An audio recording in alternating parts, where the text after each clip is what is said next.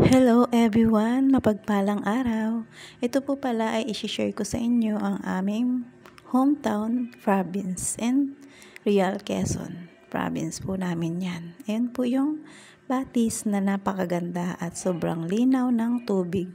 At napapaligiran po siya ng mga puno at mga nagigrinis na mga puno nito. Wow! Ito po yung mga pinaliliguan namin. Sobrang linaw po ng tubig. Wow! At dito po sa probinsya ay napakasaya. Walang sawa kang makakapaglangoy. Walang pipigil sa'yo. Dahil sobrang ganda ng kalikasan. Napakaganda po talaga ng kalikasan ng probinsya ng Real Quezon. At nagagandahan po ng mga falls. Ayan po.